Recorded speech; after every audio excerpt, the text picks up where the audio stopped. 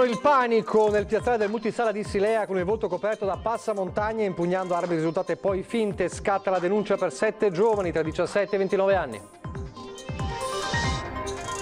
Auto finisce fuori strada e si schianta contro un platano. Il dramma nella notte ad Asolo, ferita una giovane coppia di Riese, 29enne in condizioni critiche. Aumento contagi Covid in arrivo, un nuovo DPCM che prevedrebbe mascherine all'aperto e coprifuoco sugli orari dei locali. Fronte scuole in isolamento nella Marca, 296 alunni. Sospiro di sollievo in Pedemontana e Valbelluna, mutata di ora in ora le previsioni che avevano fatto scattare l'allerta rossa, polemiche nel Bellunese per le scuole chiuse. Spaccio al dettaglio di ogni tipo di droga scoperto dai carabinieri di Castelfranco, blitz nell'abitazione di un 57enne di Resana. Castelfranco Veneto nuovamente alle urne, oltre 30.000 cittadini chiamati al voto per il ballottaggio, domani dalle 7 alle 23, lunedì dalle 7 alle 15. Oggi tavolo di confronto tra ULSS, amministratori di Godega, Sant'Urbano e San Fiolo, orari più flessibili dei medici di base e supporto amministrativo per ovviare alle attese lamentate dai pazienti. Telespettatori di Antena 3, buonasera e ben ritrovati. Il telegiornale dunque di Treviso in primo piano. Torniamo a parlare di giovani che purtroppo hanno a che fare con la cronaca. In questo caso parliamo di un gruppo di ragazzi, un gruppo ampio di 7 ragazzi tra i 17 e i 29 anni, di giovani tra i 17 e i 29 anni che hanno seminato il panico nella serata di ieri a Silea per un gioco che poteva essere molto pericoloso. Hanno seminato il panico fingendo di essere ladri o malviventi di professione, con tanto di passamontagna e pistole, poi risultate essere finte. Ma non erano bambini alle prese con travestimenti e inseguimenti da guardie ladri, bensì 7 ragazzi tra i 17 e i 29 anni che ieri sera, davanti al cinema The Space, hanno terrorizzato i passanti. Tutto è successo dopo le 21, quando nel piazzale di fronte al multisala di Silea alcuni clienti hanno visto questo gruppetto di giovani intenti a puntarsi l'arma contro reciprocamente col viso travisato. Complice il buio, non hanno notato che si trattava di armi giocattolo munite di tappo rosso e che di fatto si trovassero di fronte ad una finzione. Un gioco fatto per passare il tempo, una bravata che ha generato comprensibile spavento tra chi non poteva immaginare la farsa e ha chiamato la centrale operativa dei carabinieri.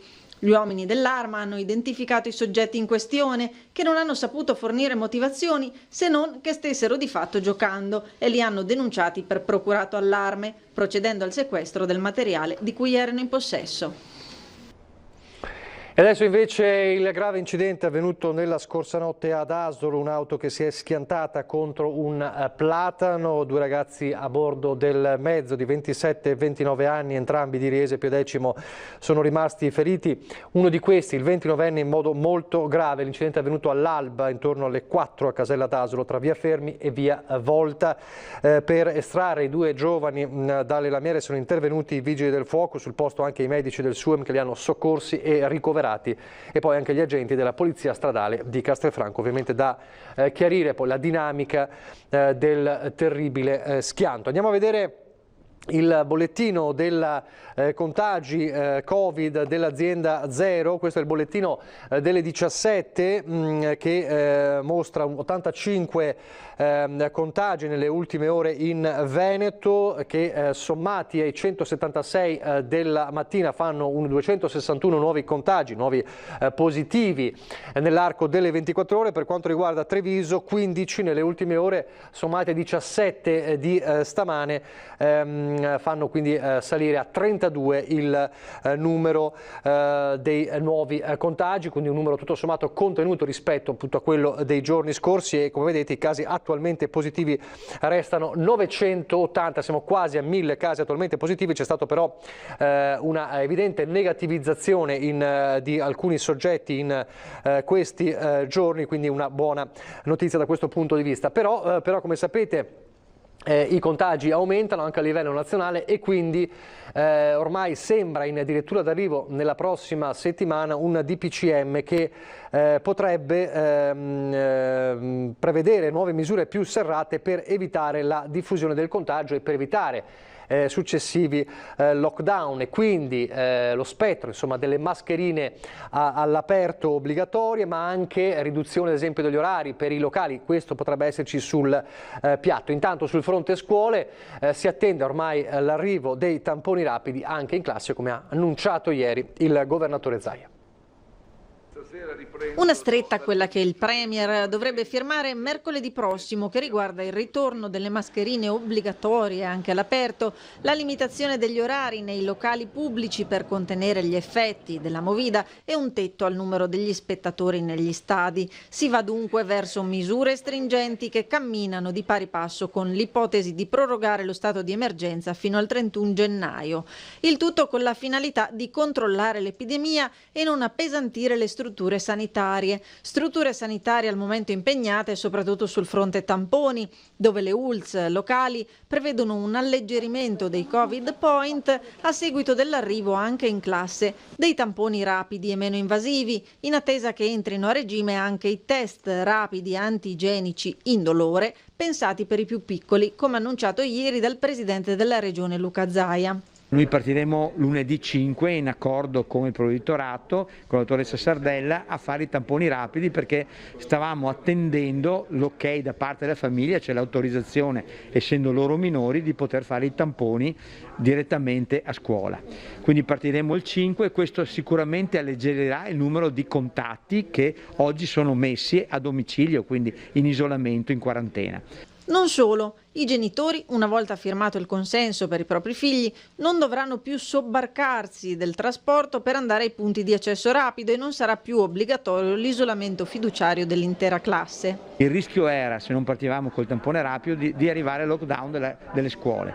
Oggi noi si parlano i referenti delle scuole con i referenti dell'ULSS, si decide di andare là, escono le nostre equipe, i nostri gruppi, vanno all'interno della classe, isolano la persona positiva, fanno i tamponi a tutti, se tutti sono negativi continuano la classe, andare a scuola. Si eviterà così lo svuotamento delle scuole, fenomeno che ad oggi negli istituti trevigiani conta più di 40 classi, con 296 ragazzi in isolamento, e ovvierà al problema delle code ai punti tampone, incrementati dall'azienda sanitaria proprio per far fronte alla crescente richiesta, come quello in modalità drive-in, operativo da oggi alla Zoppas Arena di Conegliano. Un buon afflusso, discreto. Sì. E andate avanti fino a questa sera alle 19. Pioggia o non pioggia? Sì, certo.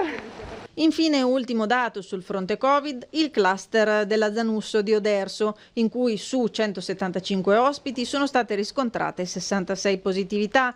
L'8 ottobre ci sarà il secondo giro di tamponi e nelle parole del direttore generale dell'ULSS emerge l'auspicio che, come accaduto all'ex caserma Serena, si azzeri nell'arco di poche settimane.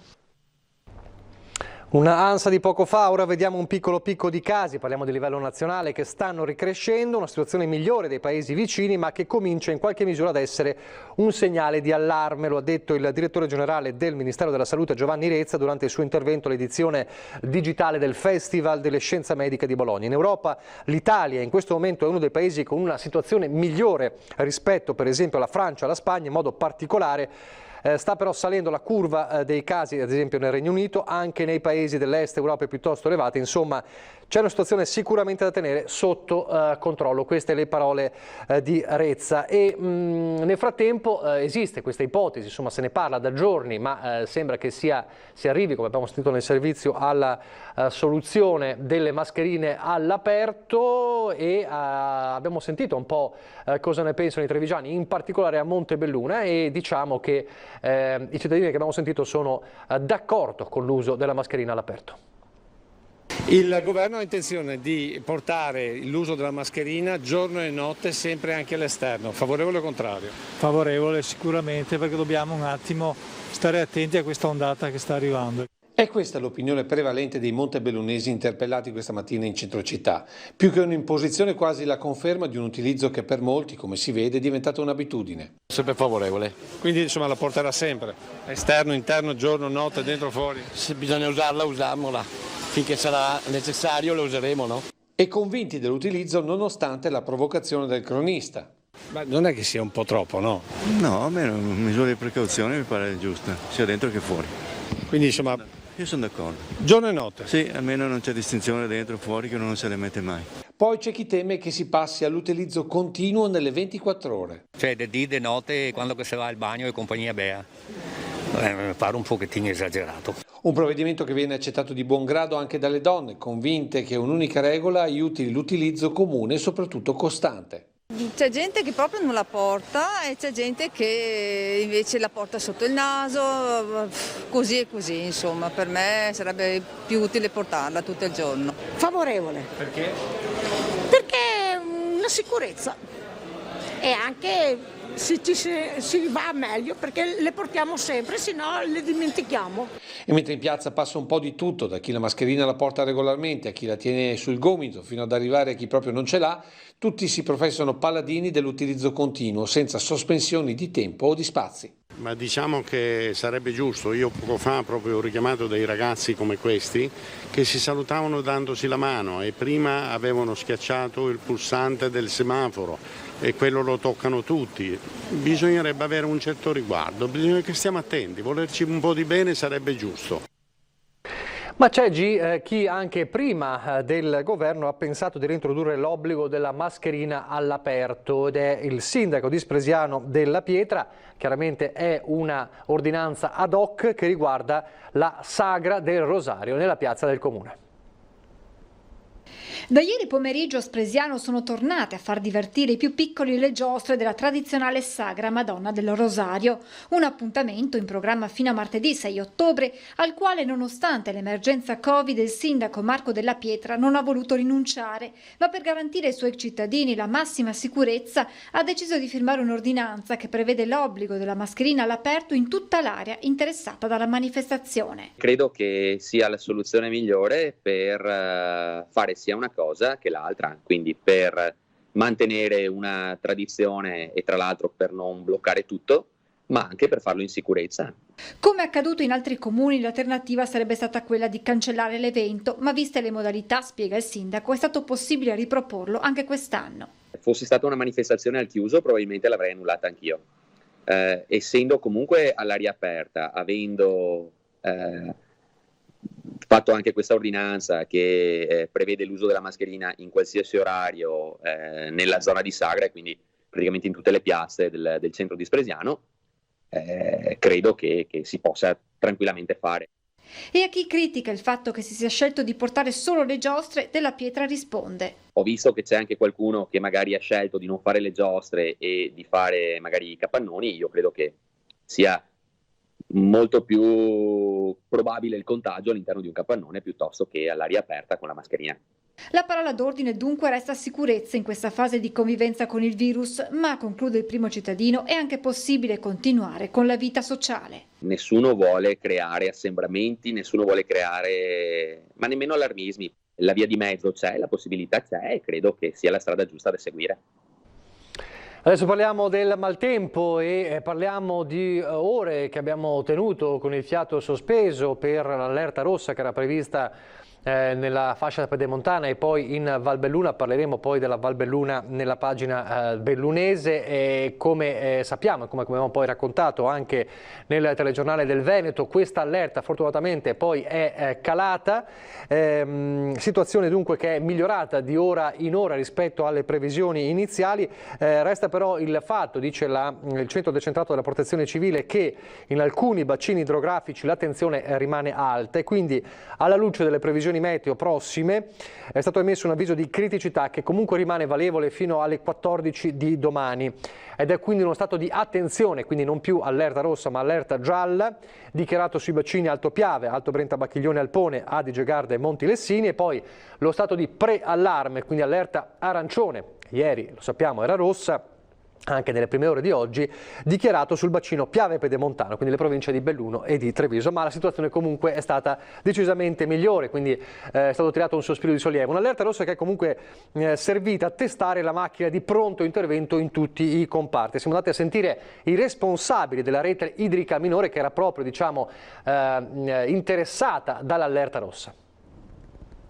Fa sempre pensare cosa ci riserva il tempo. La nostra responsabilità è quella di gestire questi momenti e perciò le nostre strutture sono in stato di allerta già da subito. Nonostante il maltempo sia stato più lieve rispetto alle previsioni, al Consorzio Piave non dormono mai sonni tranquilli. Con 6.260 km tra fiumi e canali, facile capire come l'apertura o la chiusura anche di una paratoia a volte faccia la differenza per evitare danni da allagamenti. E condizioni meteo come quelle delle ultime ore servono comunque a testare la macchina di intervento immediato in ogni punto della Marca e non solo, controllato appunto dal Consorzio di Bonifica. Abbiamo circa 25 persone pronte ad attivarsi, ci sono 4 tecnici, 10 guardiani e 10 operai, quindi si muovono sul territorio per ogni emergenza. Costantemente in collegamento con il Genio Civile, responsabili delle reti idriche maggiori come il Piave, il Sile ma anche il Muson, il Consorzio Piave controlla la rete idrica minore fatta di canali artificiali ma anche di fiumi di primaria importanza per la Marca. Verrà seguito attentamente in particolare il fiume Manticano, che per noi può destare qualche preoccupazione, ma siamo pronti a gestirlo nella maniera migliore come abbiamo sempre fatto, oppure le casse espansione al servizio a difesa dell'abitato di Castelfranco, che per il momento sono vuote ma che verranno opportunamente gestite qualora la precipitazione aumenti. Ed è proprio sul futuro di possibili casse di espansione che si sta concentrando lo studio sulla gestione dell'acqua dei prossimi anni. Per contrastare gli effetti delle bombe d'acqua e contemporaneamente dei periodi siccitosi, per il presidente Gerolimetto bisognerà rendere pubbliche le cave dismesse. Io sono convinto che la proprietà privata è un qualcosa di sacro da questo punto di vista, ma non c'è ombra di dubbio che di fronte a una necessità superiore bisogna creare un tavolo dove ragionare con queste proprietà, perché si tratta di ragionare nell'interesse generale di tutti. A Castelfranco adesso, perché domani e lunedì si vota, è il turno di ballottaggio per dare un nome al nuovo sindaco della città. 30.559 cittadini di Castelfranco domenica e lunedì andranno alle urne per il ballottaggio che determinerà il nome del nuovo sindaco che guiderà la città per i prossimi 5 anni. Domani urne aperte dalle 7 alle 23, lunedì invece gli elettori potranno recarsi nei seggi del comune dalle 7 alle 15. Subito dopo inizierà lo spoglio delle schede. A contendersi la poltrona di primo cittadino il sindaco uscente Stefano Marcon, candidato del centrodestra, e Sebastiano Sartoretto, candidato del centro-sinistra. 32 i seggi allestiti e distribuiti tra le scuole castellane, le case di riposo e quello speciale collocato all'ospedale San Giacomo. Al primo turno si era recato alle urne il 60,85% degli aventi diritto, in linea con il dato di 5 anni fa, quando i votanti allora furono il 60,98%. Se dunque il 20 e 21 settembre il temuto astensionismo non c'è stato, si teme per questo turno di ballottaggio una bassa affluenza, ma basterà attendere le 15 di lunedì per saperlo e poche ore dopo si conoscerà anche il nome del nuovo sindaco di Castelfranco. Pochi istanti di pubblicità, torneremo a parlare di cronaca subito dopo.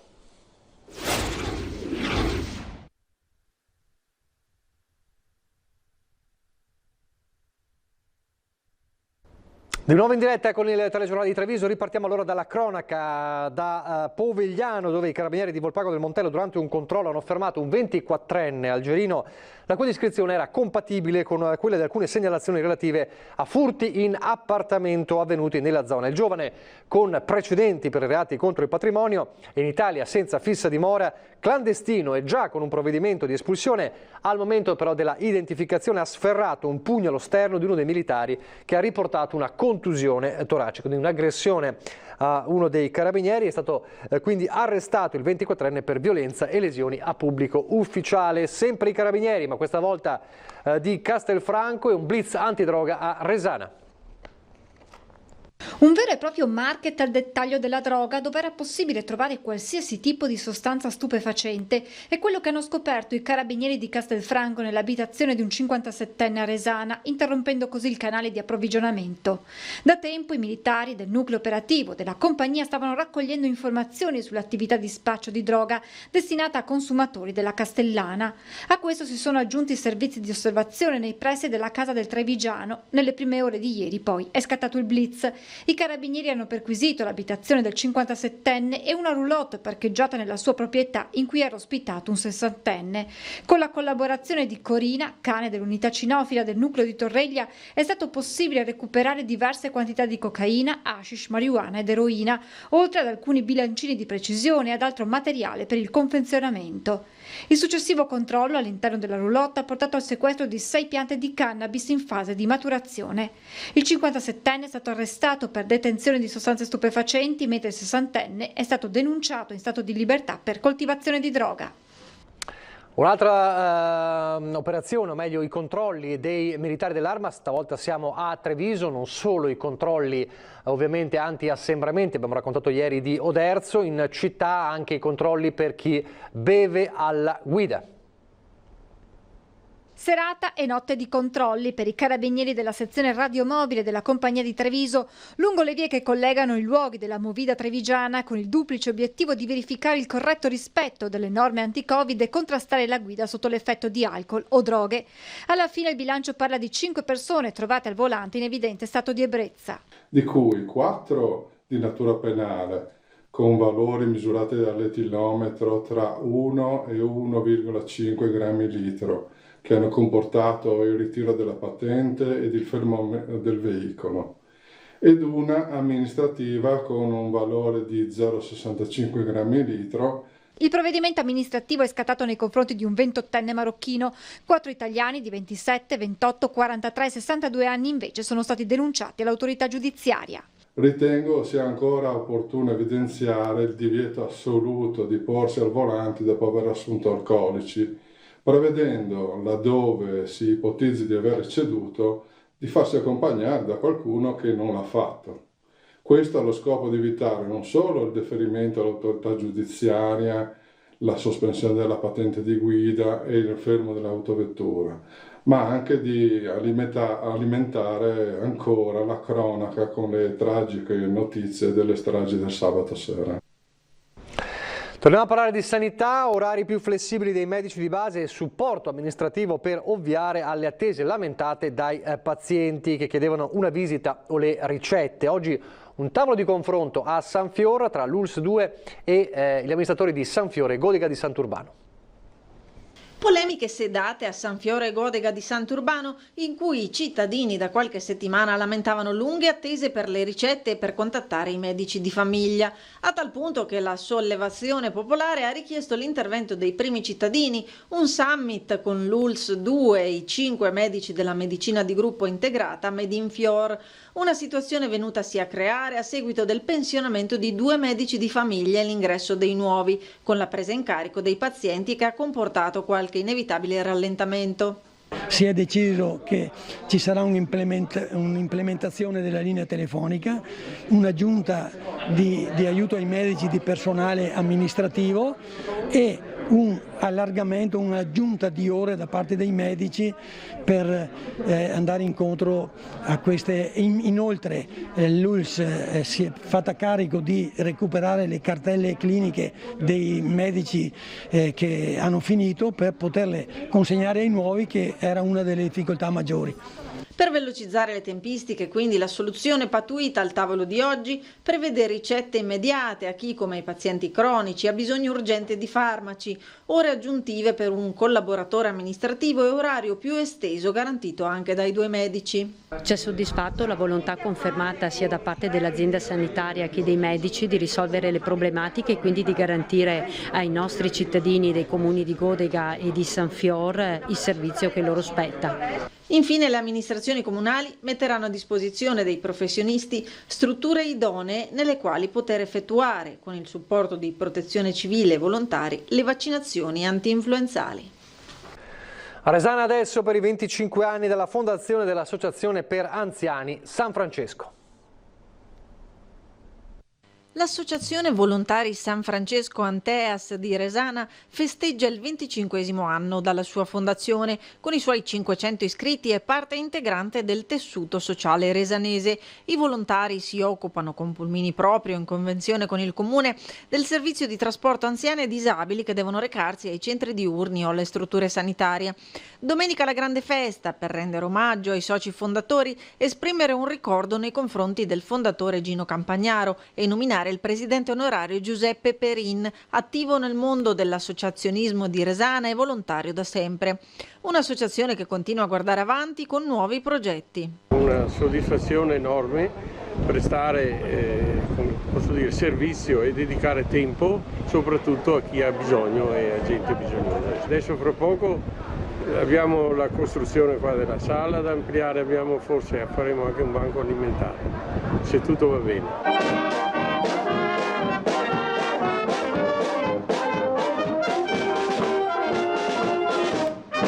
Un onore partecipare ai 25esimi di questa associazione, un'associazione che per la nostra comunità ha dato tanto come servizi sociali, aiuto ai servizi sociali del comune e che ancora può dare tanto. Un'associazione che raccoglie tanti pensionati, tante persone che magari trovano nella sede del San Francesco un punto di ritrovo, un punto di incontro anche con persone che magari rischiano di rimanere da sole e che invece qua con la San Francesco trovano un po' di compagnia.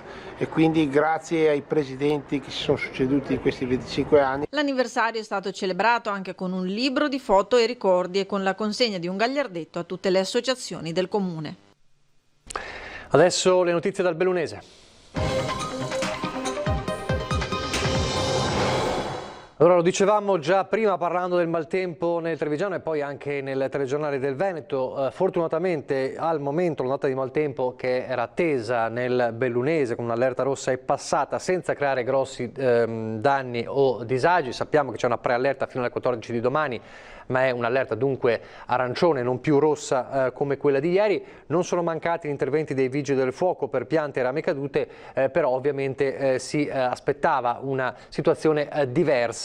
Fortunatamente non è stato così, ma c'è stata anche qualche polemica per la decisione nel Bellunese di chiudere le scuole.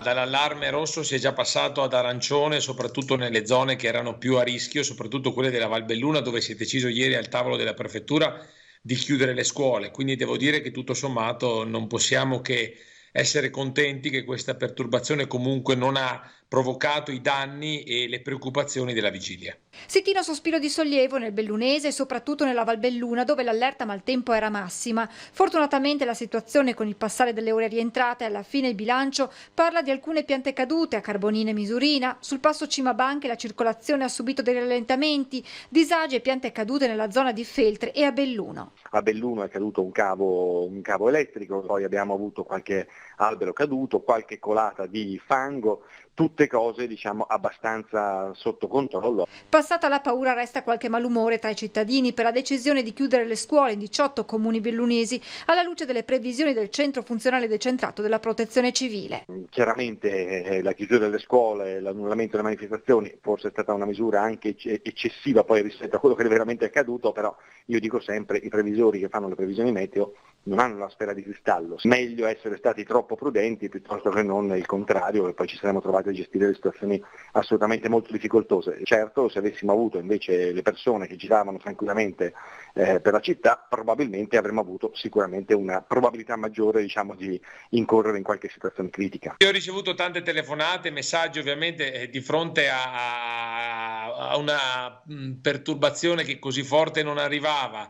C'era un po' di vento, ma neanche più di tanto, c'era qualche temporale. Devo dire che è chiaro che la gente poi manifesta il proprio disagio. Da parte nostra ci deve essere la responsabilità che dobbiamo assumerci comunque quando il bollettino della Regione Veneto ha indicato zona rossa. È chiaro che qui c'è un rischio di incolumità per i nostri cittadini e cui noi dobbiamo ovviamente preservare. L'esperienza maturata dopo Vaia ha portato ad una maggiore precauzione di fronte alle ondate di maltempo e alle polemiche. Padrina e Massaro rispondono così. Scottati dalla tempesta Vaia, è chiaro che questo territorio, questa provincia deve vivere veramente con grande attenzione ogni segnalazione. È chiaro che se capitano qualche errore, diciamo così, ne dobbiamo prendere atto e dobbiamo accettarlo. Dobbiamo riuscire a spiegare alla popolazione che effettuare previsioni precise è pressoché impossibile e che dopo Vaia abbiamo imparato che possono capitare degli eventi veramente molto più gravi di quello che era prevedibile, e quindi ci vuole anche la pazienza di comprendere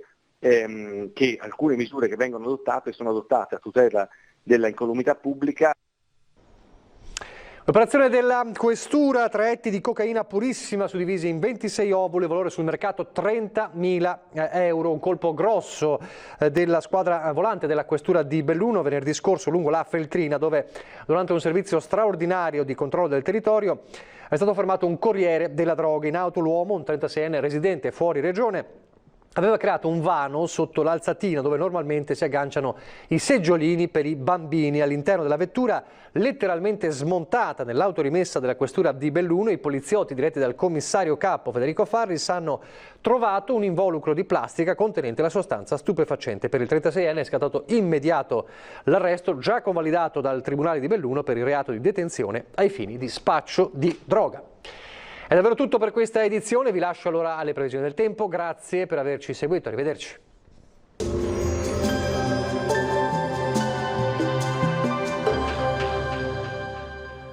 Società Agricola Torresan. Dai nostri animali nati e allevati nel cuore del Montello produciamo solo carni e salumi genuini. Nuova apertura a Ponzano Veneto.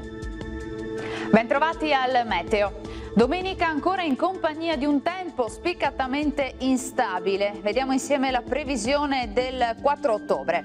Sul Veneto al mattino alternanza di nubi e rasserenamenti, precipitazioni via via più diffuse invece nella seconda parte della giornata, tuttavia meno probabili sui settori meridionali della nostra regione. Entro la notte piogge ovunque, localmente anche forti. Temperature stazionarie minime tra i 7 e i 13 gradi, valori massimi compresi invece tra i 16 e i 22 all'incirca. Stessa situazione poi anche sul Friuli Venezia Giulia, inizialmente qualche sprazzo di sole, col passare delle ore temporali più estesi, anche intensi durante la notte. Temperature minime fino a 15 gradi, massime sui 19-21 gradi. Infine uno sguardo alla situazione del Trentino Alto Adige, anche qui avremo condizioni fortemente perturbate, specie però dal pomeriggio, con precipitazioni gradualmente più forti. Temperature minime sui 9-10 gradi, massime in calo fino a 17 gradi all'incirca. Dal meteo di Antena 3 per ora è tutto, grazie per l'attenzione e arrivederci.